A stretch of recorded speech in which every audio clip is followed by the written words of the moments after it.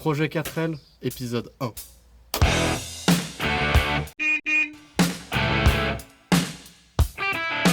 Projet 4L Trophy, on a une 4L. Elle a un moteur qui démarre pas. On a une voiture qui est complète. Avec des pièces en rab. Dans le coffre. De pièces en rab. Il faut faire beaucoup de taf, mais pas le châssis. Le châssis est neuf dans le papier, mais le moteur est à refaire entièrement. Enfin, à relancer entièrement. A priori, il n'est pas bloqué, la boîte de vitesse a l'air de marcher, l'embrayage a l'air ok. C'est une 4L d'origine de la Poste, de porte, de siège. L'équivalent d'une Clio entreprise d'aujourd'hui. Ce qui fait qu'on a quand même des freins à disque à l'avant, un moteur 1108 cm3 de 34 chevaux et 73 ou 75 Nm, on n'est pas encore sûr. C'est le plus gros moteur qui existe sur les 4L. C'est une base de GTL. C'est une base de GTL avec pas de siège à l'arrière et des portes, mais qu'on peut pas ouvrir. Et elle est neuve, 111 000 km. Mais il va falloir remettre le moteur en route parce qu'il n'a pas roulé, enfin il n'a pas tourné depuis au moins 13 ans. Ouais. À peu près.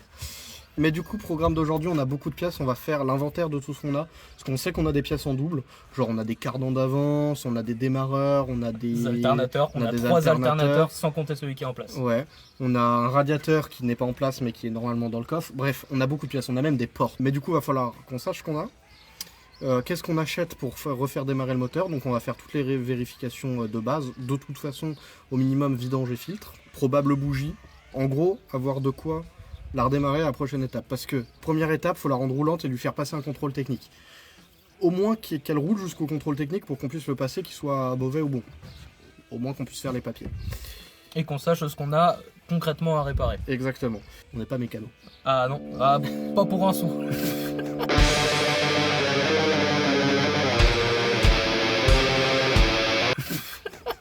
Donc on va faire ce qu'on peut avec les connaissances qu'on a, le matos qu'on a, autrement dit pas grand chose. Toute aide est d'ailleurs la bienvenue dans les commentaires, n'hésitez pas. Donc voilà, programme de la journée, on fait l'inventaire de ce qu'on a, on fait l'inventaire de ce qu'il faut pour déjà redémarrer le moteur.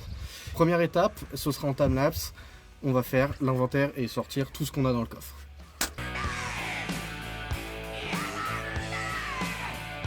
On a beaucoup de pièces.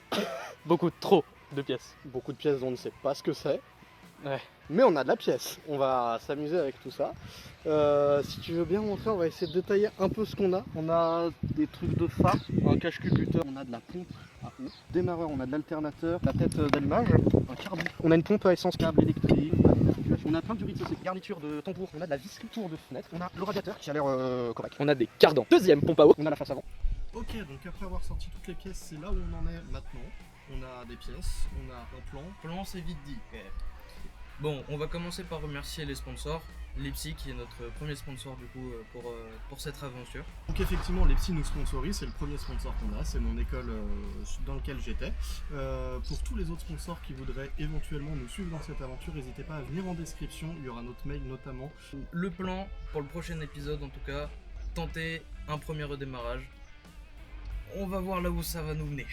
On va commander pas mal de pièces pour pouvoir essayer de redémarrer. C'est pas certain, surtout vu l'état du faisceau électrique, mais on va voir ce qu'on peut faire.